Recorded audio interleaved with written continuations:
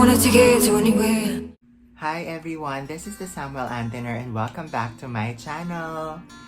And as you can see on the subject or the title of this video, I just really wanted to share with you the things that I've realized, the things that I'm learning, and like my takeaways after all this corona pandemic experience that we are all experiencing right now. So just a disclaimer, this is not a medical related video, so I'm not gonna talk about all the medical aspect of the virus because I'm not a medical expert, but this is just really me talking about things and realizations that I have right now after we've experienced the first week of being on community quarantine. So I'm doing this for two things. First, I feel like this is not something that's gonna happen every so often to all of us. It feels like it's a once in a lifetime experience. So I wanted to do a vlog just because I wanted to do a memoir for myself. Memoir? Pwede diary na lang. Like a memoir for myself of this event or this experience. And I feel like this video is something that I'm gonna watch 5 years, 10 years from now, and I'd be like, wow, we experienced this back in 2020, crazy times, and you know, we were able to overcome and come stronger or victorious after that experience. And second, a reason why I'm doing this is, to be honest, I'm just really bored here at home. I know that that is a privilege. Not all the Filipinos are in the same shoes as I am, that I'm here at the comfort of my house, I'm with my family. We do have grocery supplies. My company supports the work from home arrangement, so I feel like I'm really privileged in that aspect. But nonetheless, I just really wanted to do this video and really do wanted to share my thoughts with all of you. So actually, I haven't left our house since last Friday, that's March 13th. And yeah, so that's like 6 days ago, and I'm just here at home with my family. I'm working from home. On my free time, I just watch Netflix. I just talk to my mom and dad and to my two brothers and sleep. That's just it. And just like all of you guys who are watching this, one of our pastime this past few days is really social media. And so we're just gathering either news updates or just, you know, hearing out the thoughts of other people and their rants and their opinions on the matter. And one of the things that I realized, and this is just from a Philippine standpoint, is around social distance. And when I say social distance, I don't mean the physical social distancing that we were supposed to do at this moment, but more on the socio-economic status of Filipinos. I realized that there really is a great disparity with the rich and the poor here in our country. And actually, just the other day, I posted a status on Facebook, and some of my Facebook friends kind of disagreed or didn't like the tone of my status. So I posted, it's still here in my phone. I posted around what happened in Macau, because in Macau they now have 0 case of coronavirus and all the patients are discharged with 0 deaths. And one of the things that they really did is just isolation and, you know, obeying the mandatory community quarantine guidelines. And when I read this, I just realized, oh my gosh, that's how important community quarantine is at this time. Like, it's really important that you stay at home and that you isolate yourself from everything.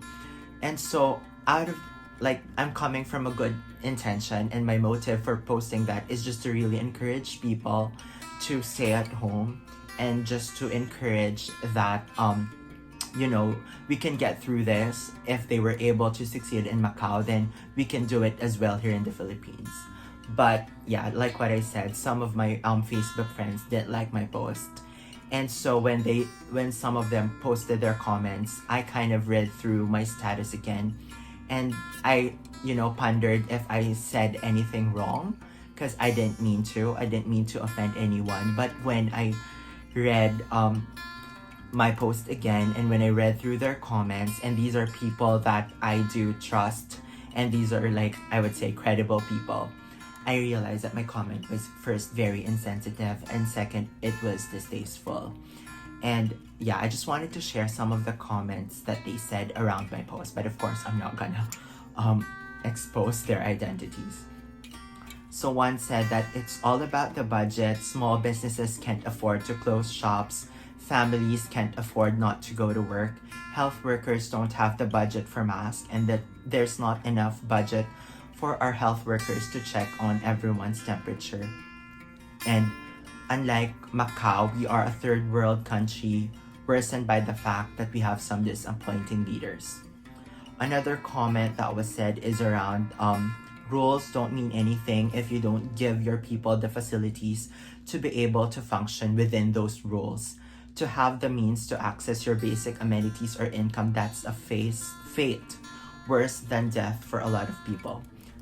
Yeah, so those are just some of the comments that were said in my post, and I pondered on it and I realized they were right. I am such in a very privileged status that I can work from home, that I do have a safe house that I could live into. Our office would even reimburse our Grab if we would transport from home to our office. And yeah, my mom stocked up on some of her groceries and essentials. So I realized that I am just coming from a standpoint of someone who has the means or who has the capability to stay at home. But for majority of the Filipinos, that is certainly not the case. Another thing that I realized, and this will sound so cliche, is that we should be grateful for the little things. I feel like this past few days wherein we would just, buy the essentials, buy what's really needed, go out when it's really necessary. I felt that we've been living our lives with so much excesses. Like, those things that we deem as important before do not seem as important now. Like, they just all seem vanity or like excess.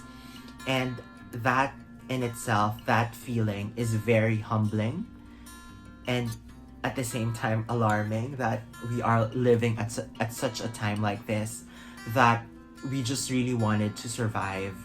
And with that feeling, we actually saw a spectrum of emotions from people this past few days.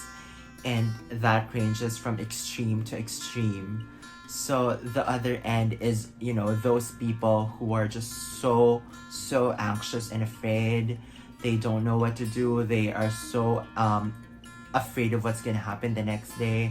They're worried so much. And the other end of this spectrum are those who feel like, we'll get through this. No need to panic at all. We could just live normally. And so those are two extremes. And I feel like the key now is to live or think in such a balanced way. And what I mean by that is that, of course, there would be that fear. There would be that anxiety. But it's important that we think rationally, that we do not let our emotions kind of defeat our rational thinking, our logic at this difficult time that we are all in. And so at this time, I think it's also very important that we think about our well-being. And what I mean by that, not just our physical, but also our mental well-being. So studies show that at this time, it could really cause mental distress, especially for people who have history of mental illness. And what's important is that we look after these people. We ask what their needs are. We check on them. We check up on them, especially those who have friends who are living alone at this moment. So it's important that you send them a message every now and then, asking them how they are. Not only those people who have mental illness, but we should also look after our little kids. So kids would experience a bit of a trauma with all of this panic that's happening. And so it's important, I read in an article, that we treat our kids normally. We give them stuff to do, like draw or play, but we treat them normally. We explain the situation to them that is, appropriate at their age, and that we ensure that we just provide them love and care, because at this difficult time, studies show that kids would be more demanding. They would, seek for attention. And so it's important that we give them that, and that we don't, just scold them and shrug them off, because at the back of their mind, their subconscious is experiencing something difficult at this moment too. Another realization that I had is that now is a time to be human. Now is the time to show the world what humanity is all about. It's no secret for us that humans are known to be the greediest creature. We are known to, destroying the environment, to some extent destroying each other. And so now is the time to show people and to show others that humans are more than that. This past few days, we've been stripped off of our normal luxuries. Even though you have lots of money on your bank account, what can you do now? You can't travel. You can't even order online. Some of these online shops are closed. So now that you are stripped off of your possessions, of your profession, of your achievements, who are you and what are you capable of doing?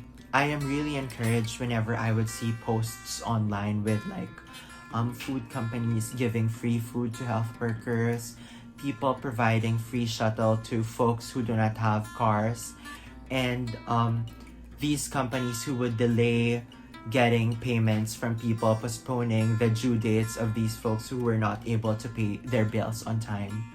These simple acts encouraged me that there's just so much hope at this time of distress. I just remembered this analogy that I heard when I was a kid, and it's about a boiling water and 3 different things that you would put in a boiling water. One example would be an egg, and if you put an egg into a boiling water, it would be a hard-boiled egg. The second would be a potato, and if you would put a potato into a boiling water, the potato would turn into a soft, mushy, cooked potato. And then the third one would be coffee.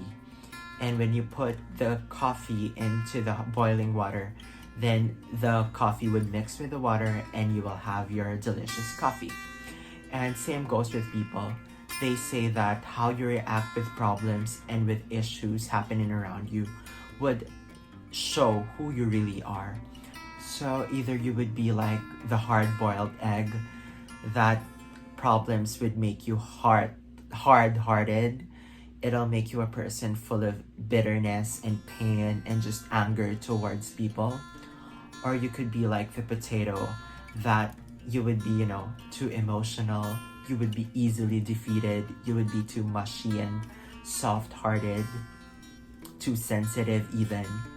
Or you could be like the coffee, that you would just blend in with grace and you would turn out to be something stronger and greater and a pleasing aroma to the people around you. Another post that I really liked is this one where it shows all these national tourist spots and all these amusement parks, all these highways being empty. And the caption of the post is that the earth is finally taking a rest. I realized that this past few years, the earth has been through so much. Climate change and global warming has been our utmost concern right now. Factories and cars emitting so much pollution. And we're living in a world where consumers are indulged in consuming all these products. And these products, as we know, is harmful to our environment. And the caption of the post is that the earth is finally taking a rest. And I realized, yeah, indeed, after so many years, in just one snap, the earth is taking a break from all of us. I know it sounds brutal and this isn't an ideal situation for all of us, but articles show that the air has never been this cleaner for years. The streets have never been this, clean as well. And I just feel like that is one of the things, or one of the silver lining of this pandemic, is that the earth is finally having a break. I feel like I've been talking for so long, so I will be ending this video soon. I just really wanted to encourage you guys to choose faith over fear. We are really in a very difficult situation right now, but I believe there is nothing that God can't do. And I don't know the answer to your questions. When will this end? Why is this happening? I don't know. But I believe that God has a purpose for everything, and that what is important right now is we do not panic, that we be logical and rational, that we choose to take care of ourselves, because if we are not okay, how could we take care of the people around us? Death has not changed. Its reality has not changed. It's just not that now we are more aware of it, we are more conscious of it. But I remember this verse saying that we should not fear what could kill the body, but we should fear what could kill the soul. And if there's one verse that is giving me so much peace right now, it's what Matthew 10:29-31 says, that are not 2 sparrows sold for a penny, and not one of them will fall to the ground apart from your Father, but even the hairs of your head are all numbered. Fear not, therefore, you are more value than many sparrows. I am so at peace when I read this verse, that if God would take care of these little birds that are flying around, how much more does He care for you and for me? I want to hear your thoughts. I want to hear your insights and reflection with everything that's happening around us. So feel free to comment that in the comment section. And I just sincerely hope that this experience would bring out the best in you. Thank you for watching, and you have a good day.